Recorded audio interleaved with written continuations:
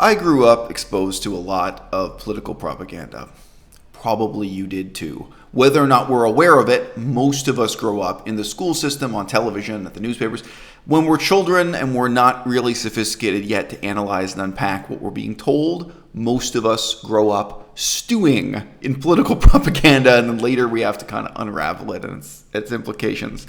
One of the really distinctive trains of thought I encountered in mainstream political propaganda, including my school textbooks, primary school, grade school, high school, even university, was this assumption that democracy is inevitably and inexorably linked to mediocrity, that democracy is a moderating force in human nature. This is a total contrast to the opinion of people in ancient Greece, by the way. If you actually read Aristotle, if you read Thucydides, people who experienced democracy in ancient Athens said, well, the problem is that democracy is very flighty and passionate and tempestuous. They could just have a kind of town hall meeting and decide they were going to start a war. They'd have a town hall meeting and decide what they were going to do with the prisoners of war and decide that they should massacre them all. That one person could get up and give a passionate speech, and in a democracy, there'd be terrible decisions made with terrible consequences. Whereas the perspective in ancient Athens was being ruled by a king or other forms of more dictatorial government didn't have these features. So it's a real contrast between the modern assumptions and the ancient apprehensions about democracy. And this reflects the fact that modern democracy is not all that democratic. There's some truth to the prejudice when you're looking at an extreme tyrannical totalitarian system like communism in contrast to modern democracy. There's a great example when you look at the history of communism in India. For some of you, it may be news to hear that India does have its own history of communism. But yeah, it wasn't just in China, it wasn't just in Europe, it wasn't just in South America. India has its own paradoxical and peculiar history of communism. But basically today, there are two types of communists in India. There are the communists who embraced their role within democracy, the idea that whatever they were going to accomplish politically, they had to convince thousands of people to vote for them, they had to participate in elections, they had to speak in parliament, they had to debate their plans and be subject to criticism in the newspapers. And then there are the Naxalites, there are the extremist, violent, militaristic communists who don't accept any of that and who engage in armed warfare to achieve their ends, who only believe in violent revolution. Now, as you can imagine, the number of people who are moderate and reasonable and participate in democracy, they very much outnumber the people who want to live in the jungle with a machine gun in extreme poverty and be in a state of perpetual war against the government. But that's still ongoing. They still have constant armed conflict with these armed communist guerrillas, by the way. There's a sense in which the process of participating in democracy removes some of the worst excesses in human nature, or at least puts a procedure in place where the government is going to notice something is going terribly wrong. People are going to complain, and then something will be done to adjust, moderate the harm of terrible decisions that the government may have made. Let's just say Canada decided it now wanted to catch up with the pharaohs of ancient Egypt, and we were going to build a pyramid. We were going to build a giant pyramid made out of solid stone. And we decided that the way to do this was to force every able-bodied man and woman for 2 months of the year to be slaves carrying these heavy stones, all right? May sound like a surreal example, but this kind of is at the basis of what we think about democracy and its moderating influence in the 21st century. You can imagine, if you have a free press, if you have people facing election and re-election, unless these people who are working like slaves to build this pyramid are being treated in fantastically positive conditions, unless they're really enthusiastic about building the pyramids, this is not going to last long. Now, meanwhile, the government of the United States of America, using only professional soldiers and professional security corporations and what have you, they can wage war in Afghanistan for many, many years. As long as it's out of sight and out of mind and nobody has to think about it, nobody has to personally participate, they can spend billions or more than $1 trillion on that war. And however uncomfortable the public is with it, there seems to be no check, no oversight, and so on. Democracy seems to be not terribly interested in that war over the last 20 years. So, certainly democracies are capable of doing things much worse than enslaving the population to build pyramids if they're out of sight, out of mind, if the cost isn't too much to you personally or to your own children personally or your own family personally, as long as the damage is spread out evenly enough over the population, modern democracies are capable of doing absolutely terrible things. And obviously, the history of how the United States of America has treated its own indigenous peoples, there are lots of examples of the terrible things democracies can do. It's important that when we're criticizing what's wrong with communism, we state very precisely what the problem is. And we state very precisely what the solution is, because it is simply, in this sense, democracy. I would have no objection to the Communist Party of China if it were behaving like the Left Democratic Front of Kerala in India. Okay? The Left Democratic Front of Kerala, that's what remains of the once radical revolutionary communists of India, right? They have been watered down and moderated. And what moderated them? They have to go through the same humiliating process of any other political party, of asking for donations, going to talk to people door to door, listening to people, giving lectures, asking people to vote for them. When people don't want to vote for them, they have to figure out what it is they said that was so unpopular and change their platform. If the Communist Party of China were going through that kind of process, it wouldn't even take 10 years for them to become quite a reasonable and responsive sort of political party. And if you actually listen to the rhetoric from Xi Jinping, the current dictatorial leader of China, it's obvious that he personally does not in any way believe in the same doctrines Mao Zedong believed in the past. He doesn't even encourage his followers to believe in it. The main thing he encourages people to believe in is the sense of destiny that China has as a whole and the special role the Communist Party has in that supposed destiny. Whether you think of democracy as something that disciplines human nature or as a sort of peculiar lack of discipline, a sort of freedom for human nature to let us show everything that's wrong with it and for us to sit back and judge it and what have you. This really is the crucial problem with Chinese communism. And it's a problem that ironically can be solved when communism is combined with real democracy. The only footnote there is that very rapidly communism loses all of its distinctive features. I think that anyone who takes a glance at the Communist Party in Kerala, India, would very rapidly come to the conclusion, look, this is just a mainstream left-of-center democratic party. These people do not represent communism in any meaningful sense of the term, but the strict definition of communism. They're still using the symbols of communism. They still literally use the hammer and sickle, but this has been diluted past the point where it can be recognized as communism by any strict definition, any textbook definition.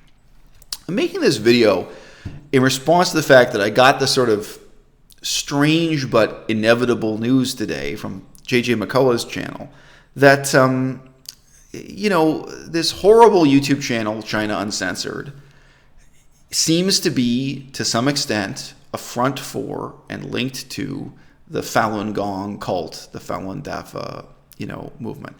And I have to say, I'm a very harsh critic of that YouTube channel. And there was a time in the past when I forced myself to try to listen to their podcast, because I have a very high level of interest in the politics of both Taiwan and China. There are very few podcasts, there are very few news sources in English to listen to on that stuff.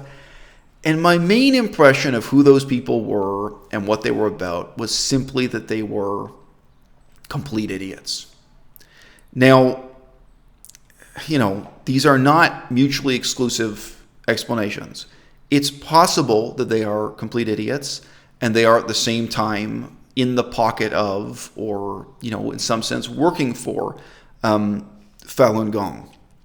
I find that hard to believe for a couple of reasons. One, the host eats meat and boasts about it. That may not mean much to some of you in the audience, but it's telling. This guy has a very, very low level of knowledge of China, a very low level of knowledge of Chinese. He knows nothing about Buddhism. He knows nothing about Chinese esoteric philosophy or wisdom. He's a former classical music major who openly boasts that his favorite food is steak. And when he goes to cover the elections in Taiwan as a journalist, and he was treated as a serious journalist there. He was shown a great deal of, he had the red carpet rolled out for him as if he was a legitimate journalist in Taiwan. He's largely boasting about what he ate in each city, and it's dead animals of one kind or another. He does not seem like a candidate for recruitment into or to be a representative of Falun Gong. Now, the counter-argument is maybe precisely that is the point. Maybe this is a cult group that's really smart enough to realize they need a meat-eating, joking, informal guy to wear the suit and sit there on camera and try to make them look like less of a creepy and ridiculous cult, which in the year 2020, make no mistake, that is very much what they are. What always seemed to me strange about China Uncensored is that they seem to be opposed to communism without any of the caveats I've just set out in this video. What is it exactly you oppose about communism? Now, I've been very clear. I'm against communism because it's not democratic.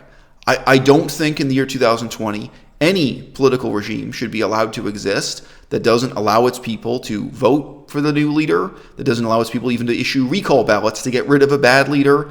I don't think any political regime should exist that doesn't allow its people to criticize the authorities that are in power. And this would have very definite implications for Saudi Arabia. Communists are not the only dictatorships in the world. But I think there is just very fundamentally no legitimacy possible in the absence of a short list of check marks that defines democracy in this sense. This is without even getting into what an ideal democracy might be. For example, the gap between the kind of elections you have in the United States of America and what you have in Switzerland. There are important differences and distinctions. But if we're talking about minimum standards of democracy, communism fails it, and I'm against it. But if you're actually opposed to an ideology that espouses atheism, equal rights for women, modernization, the upliftment of the poor, the idea that factory workers and farmers should be more important than corporate bigwigs.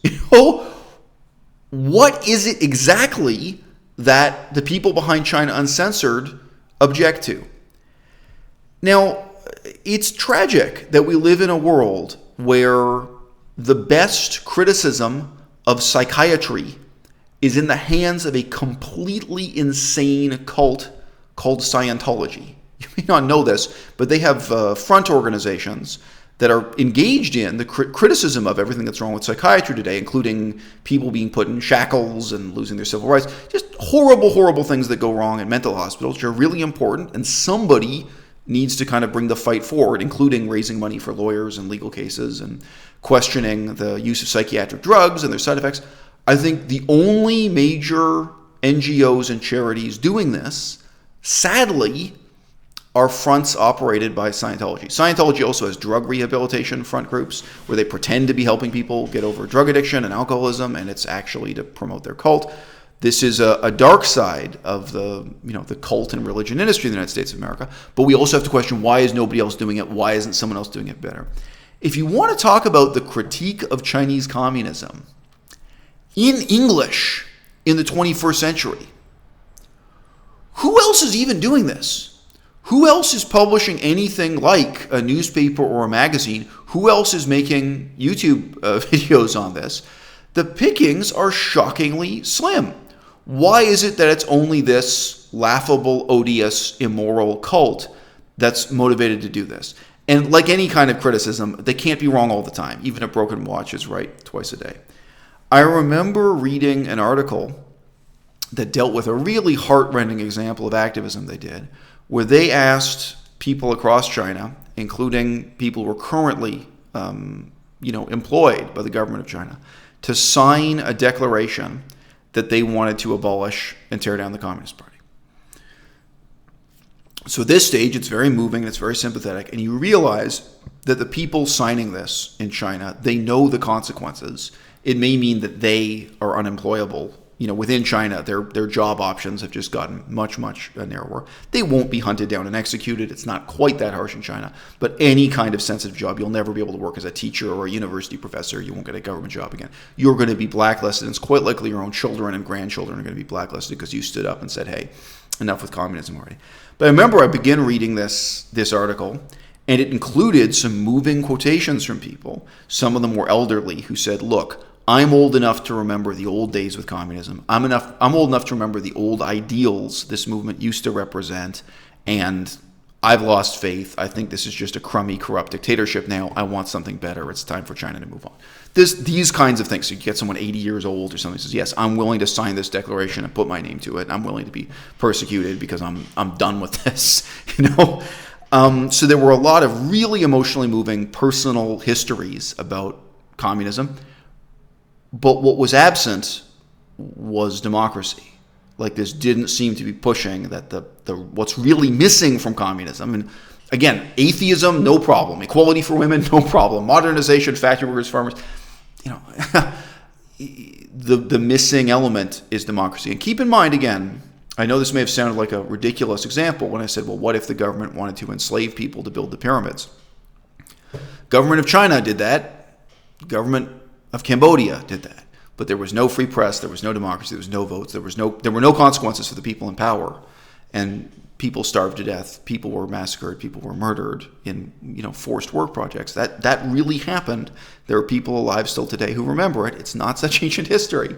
And it's very clear to see that what's missing there is this moderating effect of democracy. Like, even if the government gets a stupid idea and people start dying because the government starts implementing it, or at least there's some capacity to complain, reconsider, debate, vote before you get up to a body count in the millions or tens of millions of people, right? As I continued reading this article, what became clear to me was that the authors of this article, and I don't know about the people who actually signed the declaration, each one had different motivations, but the authors of this article were not interested in directing China towards a new era of democracy at all. What they were interested in was returning to the virtues of the Tang dynasty. They were interested in returning to Chinese feudalism, Confucianism, men with long beards who write the imperial exam and live in service to the emperor. They wanted to return to, of course, not the real history of medieval China, not the reality of feudalism in China. They wanted to return to a kung fu movie idea of what China supposedly was like in the fabled good old days. And that is the agenda of Falun Gong. That is the agenda in general of most anti-communist conservatives within Chinese culture. Sadly, what you see, not everyone, but the voices that have money, the voices that have magazines and newspapers and YouTube channels are mysteriously anti-communist, but not pro-democracy. They're anti-communist, but what they really want is to return to a fantasy of the supposed glory, the supposed grandeur of pre-modern China. And that is every bit as insidious, every bit as revolting as meeting a white man in the American South, meeting a white man in Georgia who wants to go back to the situation before the Civil War when you had feudalism, aristocracy, and white people owning slaves. And make no mistake, slavery was a very important part of pre-modern China. We don't talk about so much. And the struggle to achieve the abolition of slavery is another very important history that we don't talk about so much. Okay? I grew up with communists. There's nothing exotic about it to me. I'm just as familiar with communism as I am with democracy from my own childhood forward, including the periods of my life in which I lived in China, Laos, and Cambodia. In many ways, I grew up being taught that all of the virtues belong to communism and none of them belong to democracy. The question of what is and what is not virtuous, what is and what is not the right thing for the government to do, is always going to be an open-ended question. There's always going to be things that are unknown. Was it really the right thing to do for the United States to put itself billions and billions of dollars into debt so that they could plant an American flag on the moon? Right? I don't think that's a question that has a simple answer. Okay? I think it's actually crucially important that you have freedom of speech and discussion and debate, and you have a parliament or a Congress where at least some people are willing to stand up and say, hey, I think this is a stupid idea, guys. I think this is going to bankrupt our grandchildren. I think we're going to be paying billions of dollars in taxes for this ego trip that's not going to accomplish much of anything. And I realize I'm in the minority here. I realize that if you put it to a vote in the United States of America, not only would 51% of people have voted to put a flag on the moon back then, probably today, if you say, hey, you know what, the country's almost bankrupt. You want to go a few $billion into debt and we'll put a flag on the moon? Probably 51% of people would vote for it again right now in 2020. They'd probably vote to build a lunar base just because they think it's cool, all right? What is virtue and what is vice? What is a good idea and what is a bad idea? Which policies are worth pursuing and which ones are going to be a disaster? I think is something fundamentally unknowable, right? And it's because we live with the push and pull of those unknowns that we need to have forms of government that are undergoing constant evaluation, constant criticism and self-criticism, where, whether it's a dictator or a democratic leader, someone comes up with an idea, they think they've found the solution. In China, they thought they'd found the solution for how to lift millions of people out of poverty, and they ended up destroying their agriculture sector, starving tens of millions of people to death. It was a disaster. But the reason why that disaster went so far was because of totalitarianism. It's because nobody was allowed to complain. Nobody was allowed to moderate or counteract or say, look, we realize you thought this was a brilliant plan, but it's not working. We need to go back to the drawing board. We need to reevaluate. Totalitarianism doesn't have any particular color. It's neither left nor right. You can have a centrist government. That's totalitarian also, right? The fundamental thing to understand is that democracy isn't just the opposite of communism. Democracy is the opposite of totalitarianism. And it's not the case that totalitarianism has all the bad ideas and democracy has all the good ideas. But what democracy has is the capacity for us to sit down and reconsider again and again. Was this a good idea? Was it? Was it really?